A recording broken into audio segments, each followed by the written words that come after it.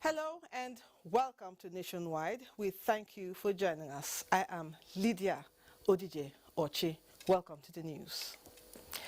Issues relating to the challenges of security in the northwest sub-region, as well as the ongoing efforts at containing the situation for sustainable peace, growth and development, dominated discussions as President Muhammadu Buhari granted audience to Governor Aminu Bello Masari of Katsina State. State House correspondent Adamu Sambo reports. So far, the situation is under control in Katsina, and I believe in most part of Northwest. But it is not over until it is over. Ways and means of getting the situation permanently under control informed this interactive engagement between Governor Aminu Bello Masari and President Muhammadu Buhari. During the meeting, which lasted about 45 minutes, the ongoing military operations in the area were discussed and suggestions given on the best way forward. The hope is that the military, including the police and other security agencies, have been given a marching order to control the situation by all means. With the current operation going on, I am sure before the end of this rainy season, people can go back to normal life. It's a task that must be done. The government, Governor Masari said, cannot allow a situation similar to that of the Northeast develop in the Northwest sub-region. The people living in the rural communities will testify that yes, no situation is impossible, especially to a willing and determined mind. So I do believe that we can conquer these bandits, get the land back in total peace. Then state government and local governments will now move in, especially in the area of education, then access, then water supply, then their means of livelihood, which mainly agriculture and livestock. Governor Masari used the opportunity to felicitate with the president on behalf of the people of Katsina State on the peaceful celebration of the Greater Eid amidst the coronavirus pandemic. From the State House, Adamu Sambu, NTA News. And now to the petroleum sector. The downstream subsidiary of the Nigerian National Petroleum Corporation, NNPC, the Petroleum Products Marketing Company, PPMC, has announced a new ex-depot price of PMS, also known as petrol, at 138.62 naira per litre. The new price is in line with the new market fundamentals following the deregulation of petroleum sector. The ex-depot price is the price at which depot owners sell the commodity to retail outlets. The ex-depot price per litre of petrol is normally around 15 naira lower than the pump price, as the marketers would also add cost of transportation from the depots to their retail outlets, as well as other costs and marketers' margin, among others. A statement signed by Mohammed Bello, manager sales, the PPMC, disclosed that the new price takes effect from today, August 5th, 2020. The creative intelligence of the youthful population in Nigeria is gradually becoming clearer to key players as one of the major resources that is grossly underutilized in meeting the desire for massive economic engagements, as well as the promotion of self-reliance, which reduces pressure on the formal sector. Guests on NTA Current Affairs program Tuesday Live captured the present reality of the Nigerian youth and commended federal government in devising strategies of harnessing potentials of youth for economic prosperity. Abubakar Usman Akwanga has more. Sustained commitment of federal government in building enterprising platforms for Nigerian youth to leverage on is strengthening structures and capacity for self-upliftment within the aspiration of national growth and development. This level of engagement across social investment programs and other empowerment windows is bringing succor to many youth in the realm of labor market and boosting small-scale businesses.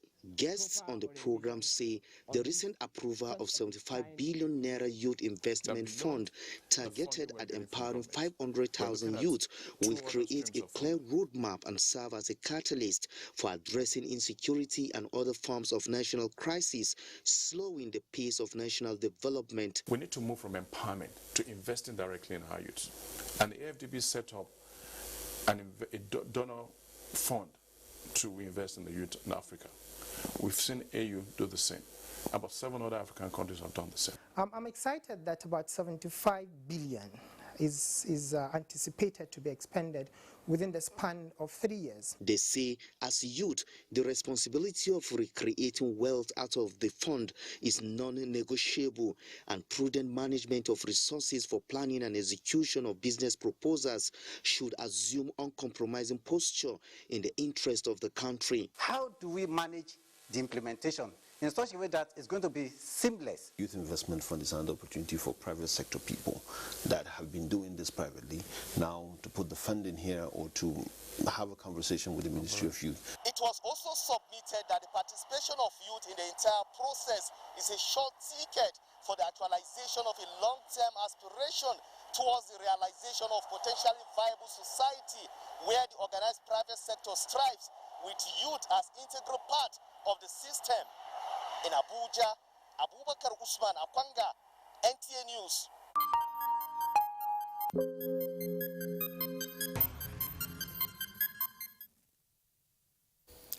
And now to COVID-19 update. 304 new cases of coronavirus infections have been confirmed in Nigeria. That's from the figure the Nigeria Center for Disease Control, NCDC, announced late last night. The FCT leads the daily chart with 90 cases, followed by Lagos with 59 cases. Ondo has 39, Taraba 18, Rivers 17, Borno 15, Adamawa 12, and Oyo 11. Other states on the chart are Delta with 9 cases, Edo 6, while Bauchi, Kwara, Ogun, and Osun have 4 cases each. Bayelsa, Plateau, and Niger have 3 cases of the virus. Nasarawa has 2, while Kano has a new case of the virus. 444,433 cases have so far been confirmed, with 31,851 patients discharged. 910 people have died from the virus in Nigeria. And as the country continues to gradually unlock the economy, the governor of Akwa Ibom State, Udom Emmanuel, has approved the reopening of hotels and leisure centers in Akwa Ibom State. The governor has also approved a review of the subsistent curfew to start from 10 p.m. to 6 a.m. daily, with effect from Tuesday, August the 4th, 2020. However, a statement by the State Chairman COVID-19 Management Committee and Secretary to the State Government, Dr. Emmanuel Ekwuem, indicates that all hotels and leisure centers in the state are to ensure strict compliance with the Akwa Ibom State Government, National Center for Disease Control, and World Health Organization COVID-19 guidelines and protocols applicable to the hospitality and allied services operations. It adds that monitoring teams comprising COVID-19 Management Committee and Akwa Ibom State Hotels Management and Tourism Board will enforce strict compliance.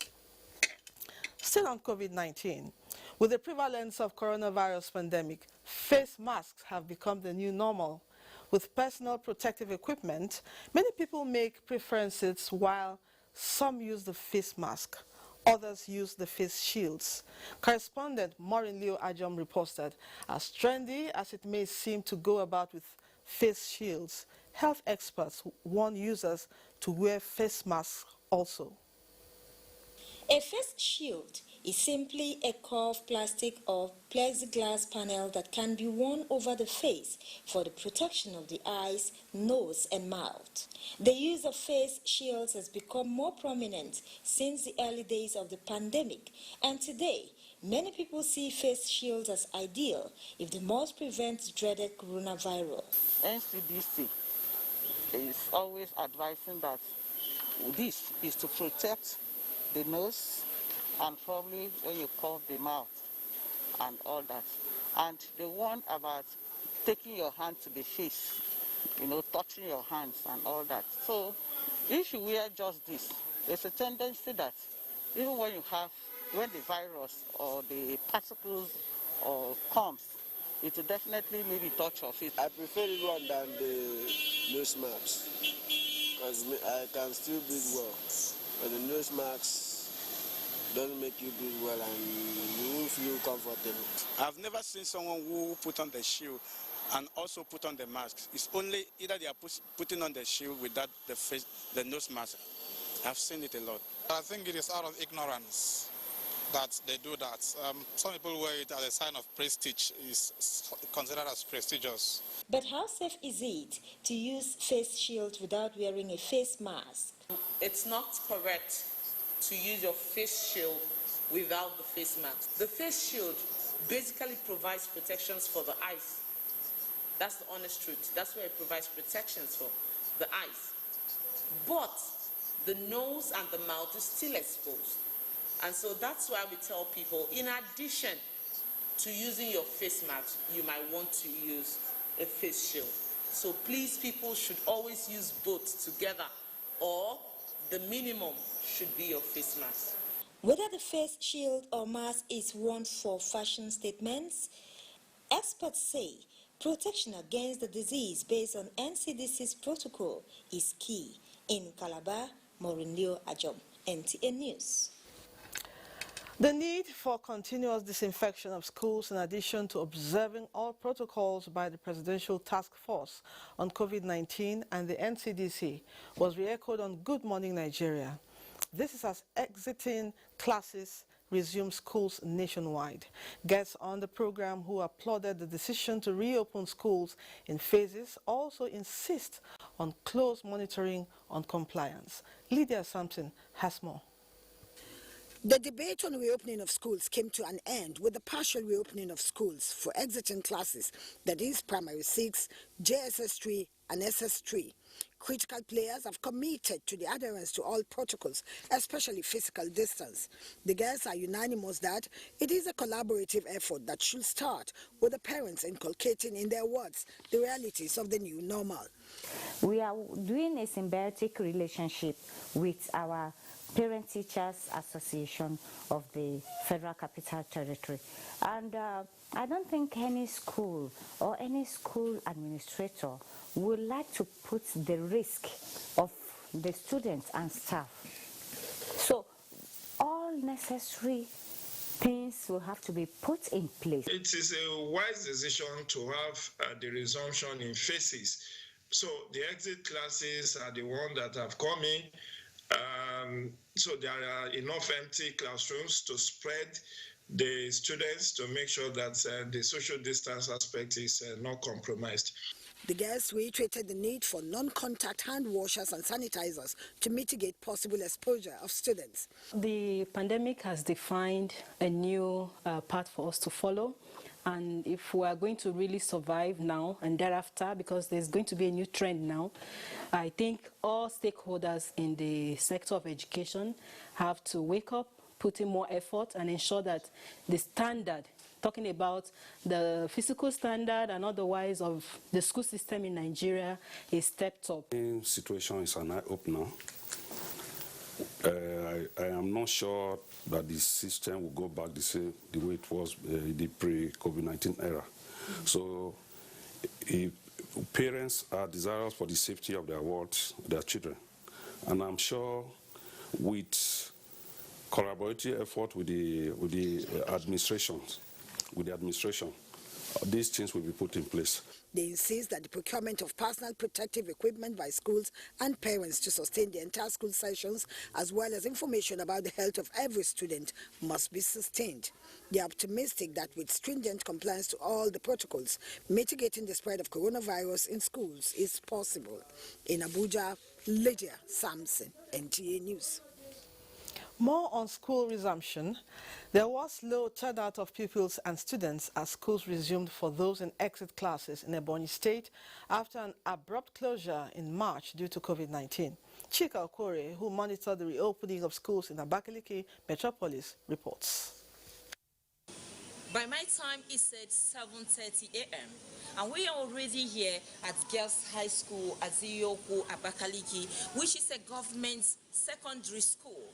And from every indication, the teachers are already here to carry out their responsibilities. But there is no student to be found anywhere in the premises. Some respondents attributed the low attendance of the pupils and students to poor publicity. I have a site we have overstayed in the house. We need to get started so that in order to justify our pay. I'm given a passage to read. After reading the passage, I have always agitated for the school to resume because the continued lockdown of children at home is causing more harm than good. I think with appropriate precaution in place, it might be safe for school to resume. But government has a lot of work to do to reduce the anxiety on the parents. Prior to resumption, Ebonyi State government embarked on massive fumigation of schools and assisted the authorities with resources to fight the pandemic. Also, teachers are to immediately undergo COVID-19 tests free of charge. The state is providing assistance to schools in terms of provision of hand sanitizers, provision of face masks. As pupils and students on transitional classes reopen, parents advocate closer monitoring for total adherence to NCDC guidelines on prevention to maintain safety in schools. In Abakaliki, Chika Ukori, NTA News. You're still watching in Nationwide. We'll now go over to Lagos, where Dotun is standing by with more reports. Hello, Dotun.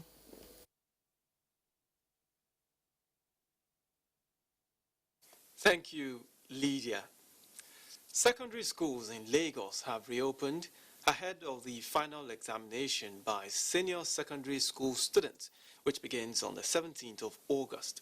And to ensure that students are not victims or vehicles for the spread of coronavirus, strict guidelines have been stipulated by the federal government. Adeola Komiakiri monitored several schools in the metropolis. Visits to public and private schools revealed that students who are preparing to write their final examinations were in high spirits. Pascal Ahamisi is one of the many who must observe the COVID-19 protocols set up at his school before gaining entrance. The holiday was fun for me, but I'm happy to see my friends and get back to learning and write this exam that we have. Yeah, I'm so happy that I'm able to write my WAEC this 2020, not waiting for next year's section. Though apprehensive over the safety of their children, parents, however, say they are relieved that students are back in school. Some of them don't actually take their studies seriously within the period. Only when parents continue to chase them here and there before they know that they want to read. But now that school has resumed, at least that spirit that school has resumed, we actually made them to be serious and prepare for their exams. We came for a meeting, and when I saw what was put in place by the school, I was very impressed. At the Air Force Secondary School Ikeja, Group Captain Babatunde Oguntunde took NTA News crew on a tour of safety facilities in place. The same was replicated at the Maryland Secondary School, where students were compulsorily sanitized before checking in. It is now mandatory for all students of our school to come with pocket hand sanitizer, personal use. You must come with your face mask, sky blue color, and you must come with your tissue paper on daily basis. We have tried to put a lot of educative signage in the school to create the awareness that this pandemic is real. Meanwhile, the Lagos state government says it is not resting on its oars in the quest to interrupt the spread of COVID-19. In Lagos, Adeola Komiakiri, NTA News. The efforts of the federal government at eradicating corruption in the country have continued to receive support from Nigerians. This time, it is the youth in politics at a press conference in Lagos. The group decries the high level of graft in the country, calling on all Nigerians to support President Muhammadu Buhari's vision to stamp out corruption to sustain the future of youth. Tunde Saiki reports. That is the major campaign. Questing for accountability, demanding for what is rightfully yours.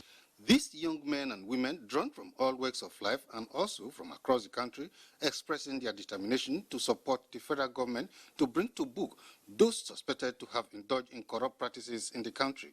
They are of the views that if the youth do not join in this fight, their future will be in jeopardy. We encourage the young people and also to make sure that they participate in whatever is happening right now, because we are the future of tomorrow, and that tomorrow is now.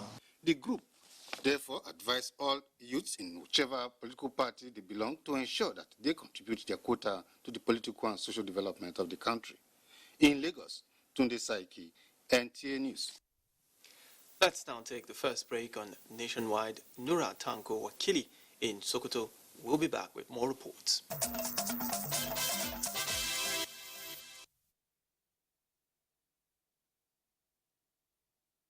I'm glad to be with you from Sokoto. Governor Aminu Waziri Tambol has granted unconditional pardon to 17 inmates at the Correctional Service Center, Sokoto. Dalit Abdullahi has the report. The unconditional pardon granted inmates is a periodic exercise under the prerogative of mercy, as provided for by Section 201 of the Constitution of the Federal Republic of Nigeria.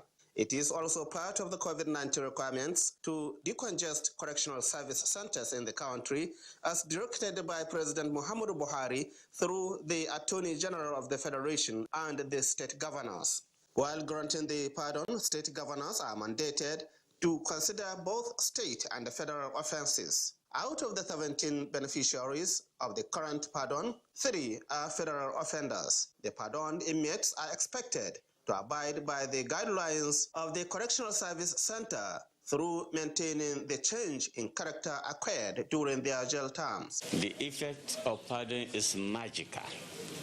It makes the person who is beneficiary a complete human being, a novice for more in the eye of the law, that is bereft of any disability, liability, forfeiture that is attached to conviction.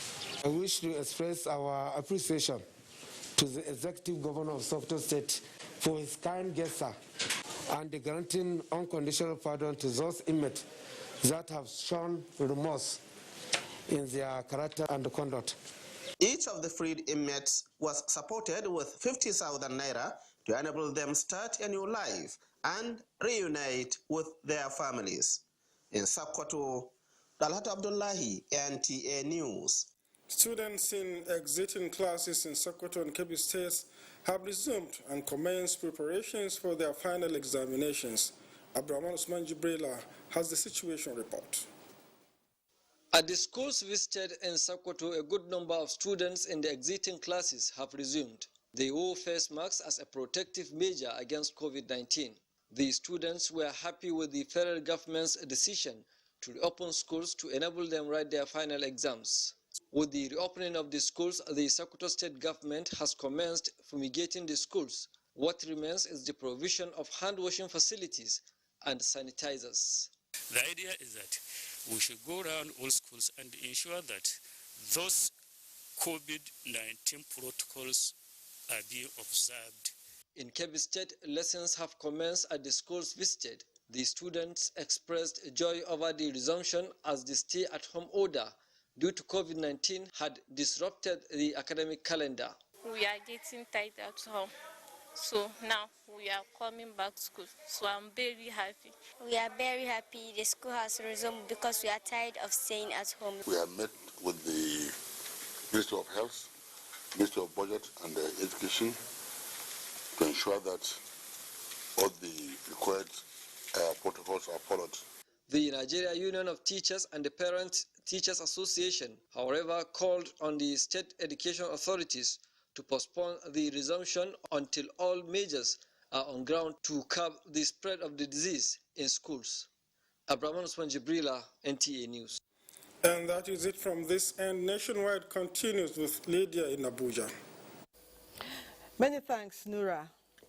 A fire incident was reported at some sections of the ECOWAS Secretariat located on Highbrow Asokoro area of the FCT on Tuesday. Reports say that the fire affected the floor accommodating the Department of Finance and accounts of the Commission. The source attributes the cause of the fire to a structural defect arising from the age of the building. He said the first fire incident at the building affected the Commission's server, which led to the swift intervention of the fire service men. Our correspondent, Dennis Adegunloye, who visited the Secretariat, however, says security operatives did not allow entrance into the Secretariat to ascertain the incident. 50 yards away from the main ECOWAS building headquarters here at Asokoro. Unfortunately, I've not been able to confirm if there was indeed a fire outbreak yesterday, Tuesday night. When we arrived here at the building, the security unfortunately did not allow us entrance into the building. We are making efforts currently to speak with the officers in charge, the information officer, to confirm or otherwise indeed if there was a fire outbreak. There has been no official statement from the Commission yet. We will keep you updated on the developments. All efforts, now to politics, all efforts made so far by INEC for safe conduct of elections during COVID-19 will be put to test this Saturday for the Nasarawa Central State Constituency by-election. INEC Chairman Professor Mahmoud Yakubu is therefore in Nasarawa State because the success or otherwise of this election will form a template for the Edo and Ondo governorship elections.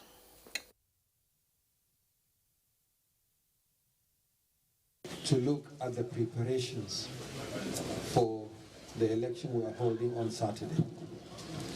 This is the first election we are holding in the context of the COVID-19 pandemic. So we thought we could come and see the preparations, and I'm happy that we are joined by the liaison officer from the Presidential Task Force. And he will be with us not only for this election, but all other elections.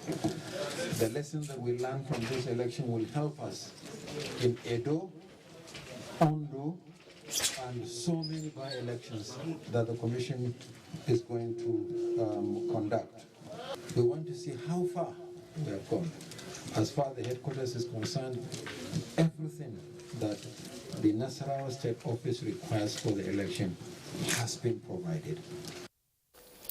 Mia Ogidi reports after inspecting the COVID-19 personal protective kits for staff that the INEC chairman also held talks with candidates for violence-free polls. The Labour Party says it is against the action of the Coalition of United Political Parties (CUP) in its resolve to sue the federal government on the issue of the continuous stay of the service chiefs. National chairman of the party, Abdulsalam Abdulkadir, stated this at a media briefing in Abuja. Timothy Yusuf was there. The national chairman of the Labour Party and member of the steering committee of the Coalition of United Political Parties, CUPP, formed during the build-up to the 2019 general elections, is frowning at the action taken by an individual to sue service chiefs in the name of the coalition, CUPP.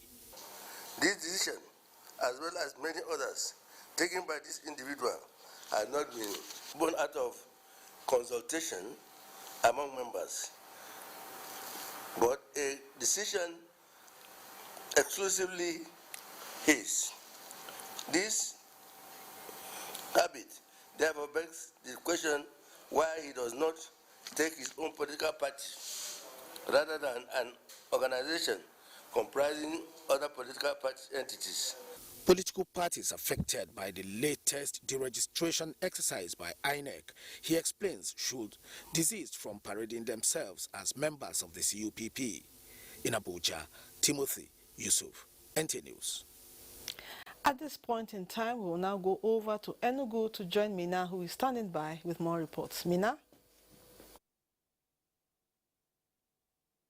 Lydia, good evening and welcome to Enugu. Employment has been identified as a key component of individual and national development. The Director General, National Directorate of Employment, NTA, Dr. Nasir Mohammed Ladan, stated this during the flag-off ceremony of 2020 empowerment of 920 beneficiaries in Enugu State. Chika Ugu reports that the empowerment program is under the Micro Enterprises Enhancement Scheme, MEES, of the NDE.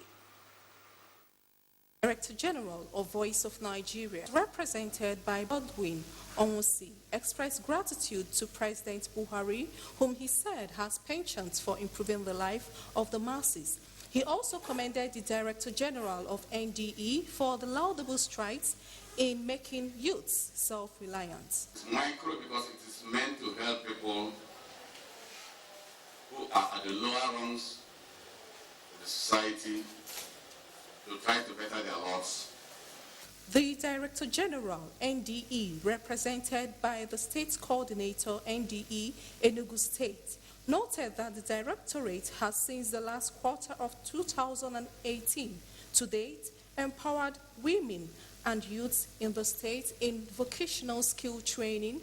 The NDE management has been actively collaborating with actors in both the private and public sector by enhancing frameworks, building delivery partnerships, augmenting capacities, filling gaps, and promoting synergy among all humanitarian and development actors. High point of the event was the presentation of the 10,000 naira loan to the beneficiaries. They expressed gratitude to President Muhammad Buhari and the NDE, assuring that the loan will be used judiciously. In Enugu, Chika Ugu, NTA News. The Imo State Police Command has reaffirmed its commitment to rid the state of all forms of criminality. The Commissioner, Imo State Police Command, Isaac Akimoyode, made this known while parading 30 suspects arrested for various crimes. Loretta Arize reports.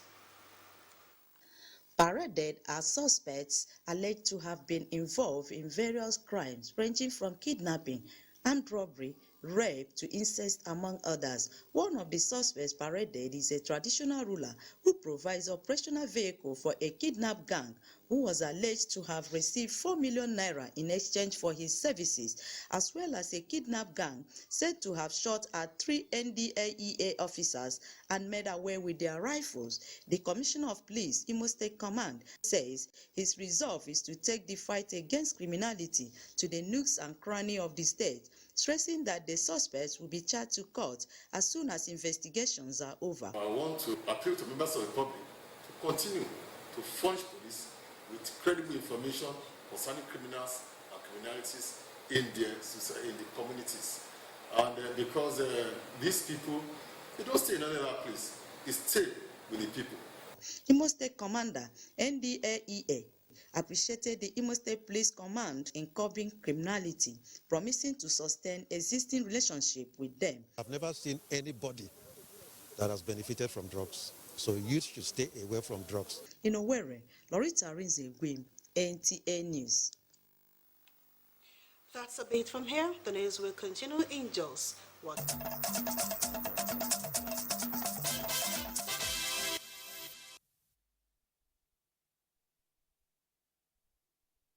Hello and thank you for joining us in JAWS. You're welcome. In continuation of the drive to ensure food sufficiency and security in the midst of coronavirus pandemic, member representing Langtan North and South in the House of Representatives, Benny Lar, has provided fertilizer to her constituency to boost farming. Yeldek Danladi reports. Langtan North and South are two local government areas of Plateau State that are agrarian in nature, providing farm produce that have impacted on the food security drive of the state and the nation at large. The outbreak of the coronavirus pandemic has posed a great challenge on them. To this end, the member reached out to our constituents with fertilizer, food items and hand sanitizers, as well as beds for the isolation center in the area. Through this farm input, the season, which is the rainy season, can give us more yield. She has gone extra mile to see that Darog women were not left behind. Of people during this time of suffering, hunger, and hardship. There's a lot of hardship in the land. People are not finding it easy to meet up their daily needs because of the COVID-19. In the same vein, Benilar visited the site of an ongoing biotechnology center, which when completed will be a center of excellence for researchers in crop and soil development towards boosting farming activities. She further noted the need for indigenous innovation in tackling issues of biotechnology in the country. In Jos, Yildiki Anyandanladi, NTA News. The federal government is taking steps to repair damaged bridges linking areas of Plateau, Nasarawa and Taraba states to reduce the hardship faced by commuters and farmers. Towards this end, the Federal Roads Maintenance Agency, FEMA, says immediate repairs will begin on the dilapidated bridges in the areas. The Executive Director, East Operation, took an assessment visit to the affected bridges. Rinred Silvanus Lord has details. Investigations reveal that both bridges visited are not less than 60 years. At the Lantanwase Bridge, part of it had given way until the National Union of Road Transport Workers temporarily patched it to allow access to farmers and locals who need to go to the markets. Similarly, the Pandam Asakio Bridge, which leads to Nasarawa, was also in a sorry state as our camera lenses captured commuters using only a portion of the bridge. Being important interstate and intralocal government roads, the Executive Director, East Operations, FEMA, expressed the agency's readiness to fix the bridges as soon as possible. As I'm seeing it now, it has gone beyond the washout. You can see that the river course had changed its channel, and so there's a deposit of sand that has actually forced the water to come this side and trying to cut the bridge. What we are doing is that we are going to make sure that we reclaim the washout portion, but after the rainy season, we will try to give it a permanent solution.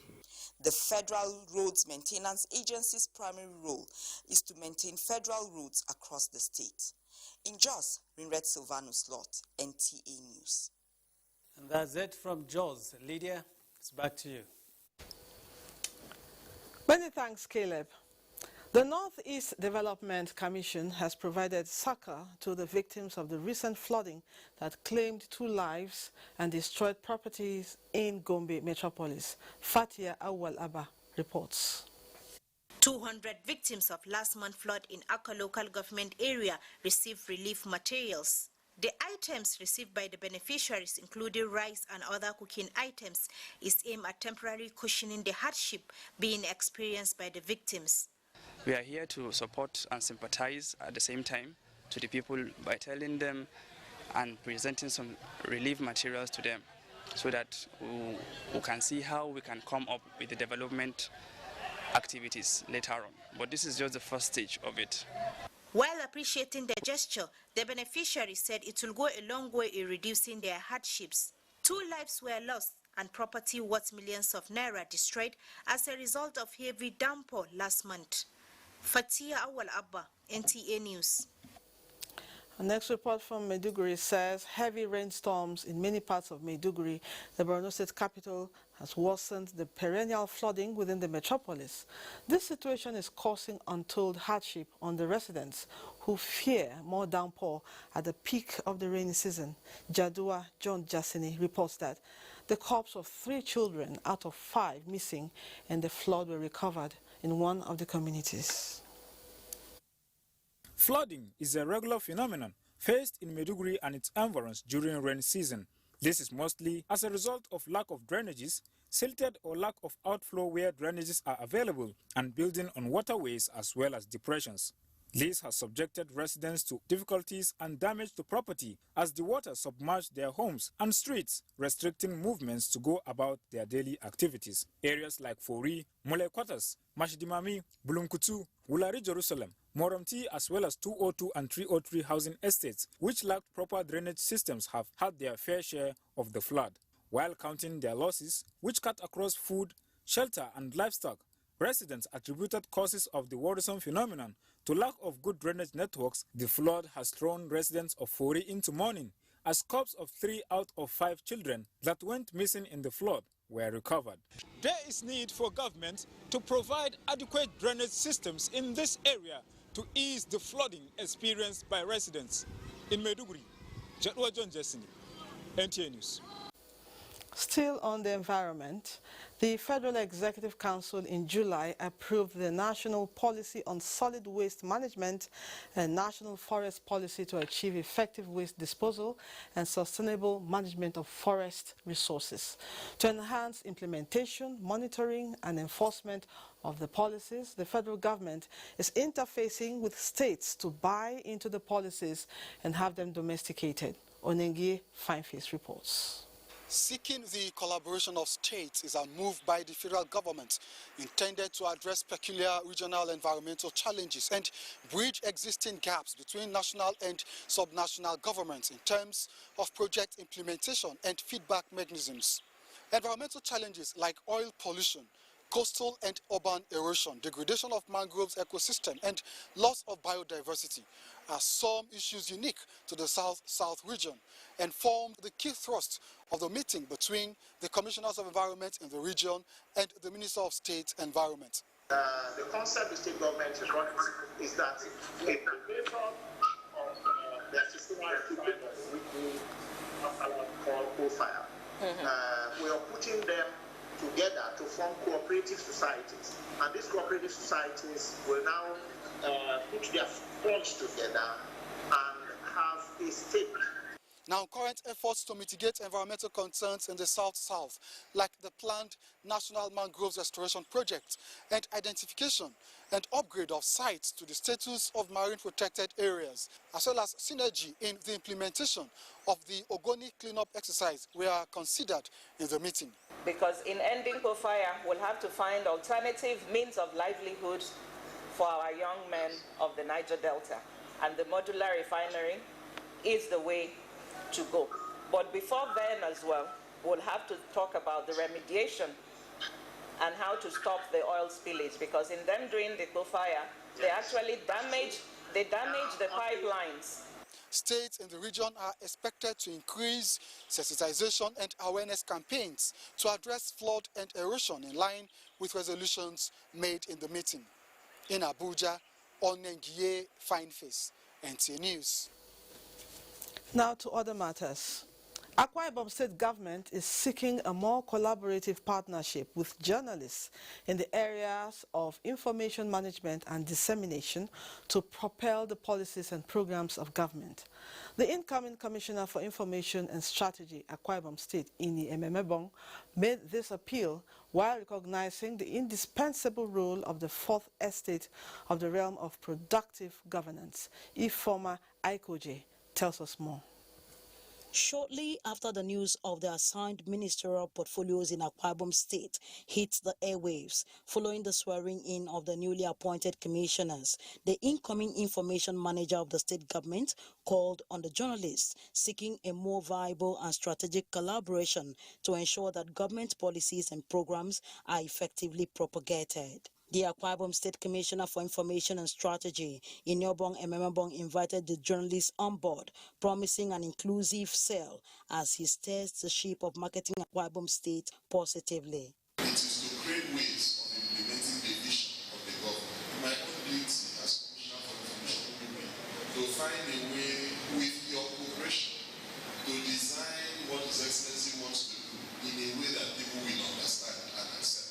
Obviously, members of the pen profession in Akwa Ibom State, led by the NUJ chairman Amos Etuk, have strapped their professional shoes on to take developmental journalism to the next level if the enabling environment is provided. We know that you will raise the bar of excellence in the discharge of your duties. Honorable Commissioner, we are extending our very firm hands of fellowship to you today. We want you to succeed. We believe in your capacity, and the rest assured that we will remain trusted partners in driving your vision for the Ministry of Information Meanwhile, the NTA is anticipating a more robust relationship with the host government in this new era. In Uyo, Ifoma Aihuji, NTA News. Information and Culture Minister Lai Mohammed has unveiled the reviewed Nigeria Broadcasting Code in Lagos. The reviewed code, which contains antitrust provision aimed at boosting local content and encouraging the growth of the local industry, among other requirements. Anthony Forsin reports. The 6th edition of the amended Broadcast Code is a review of the 5th edition. The amendment was necessitated by a presidential directive in the wake of the 2019 general elections on the role of the NBC as well as the conduct of the various broadcast stations before, during and after the elections. In this direction, Information and Culture Minister Lai Mohammed pointed out that with President Muhammadu Buhari's approval of the recommendations that will reposition the NBC, the amendments are mostly in the areas of political broadcasting, local content, coverage of emergencies, advertising, and anti-competitive behavior. The minister maintained that sub-licensing and rights sharing will create opportunities for local operators to be carried along and raise revenue, just as the law prohibiting backlog of advert debts will promote sustainability for the stations and content producers. Similarly, the registration of web broadcasting will also grant the country the opportunity to regulate negative foreign content that are harmful. This particular provision grants the country the opportunity to regulate negative foreign broadcasts that harm the country. Such harms could be in the areas of security, protection for minors, protection of human dignity, economic fraud, and privacy. Lai Mohammed equally touched on the provisions of responsibility of broadcast stations on national emergencies, as well as fines for breaches. The minister emphatically dismissed what he described as blackmail and the engagement of hack writers to discredit the amendment of the NBC Code. The 6th edition and the amendments which we now want to unveil remains the regulations for broadcasting in Nigeria. Our attention remains the good of the country. We need to catalyze the growth of the local industry. We need to create jobs for our teeming creative youths. The opportunities must be created, and we believe that effective regulatory interventions are a sure way of attaining this. Acting Director General of the NBC, Armstrong Idachaba, while applauding the federal government's determination to put in place an effective and functional broadcast industry, said a number of initiatives and activities put in place by the federal government have in no small way put the industry on a viable path. We are also committed to creating diversities of programming and also interested and committed to offering opportunities for employment and wealth in the broadcast industry.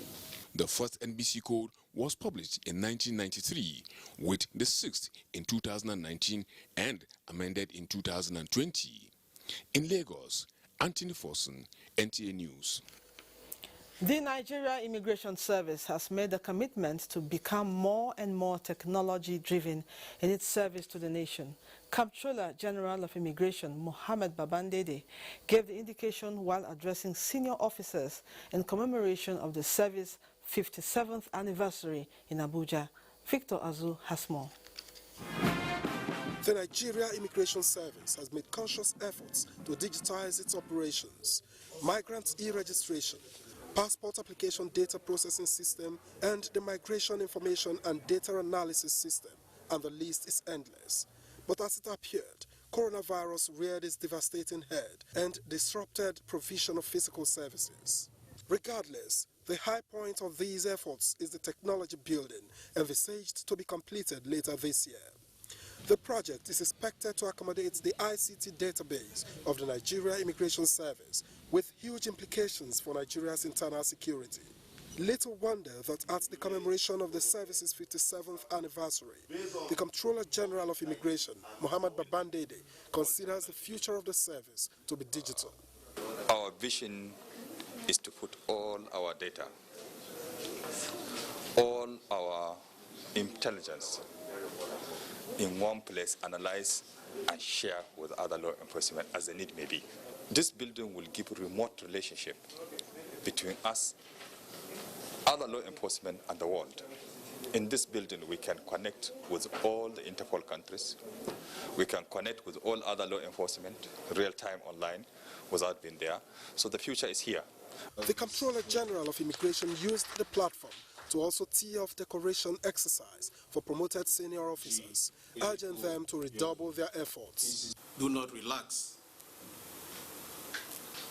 We must justify this deserved promotion. The promoted officers are 29 Assistant Comptrollers General and 71 Comptrollers. In Abuja, Victor Azu, NTA News. And now sports. Former Super Eagles player Emmanuel Amuneke happy with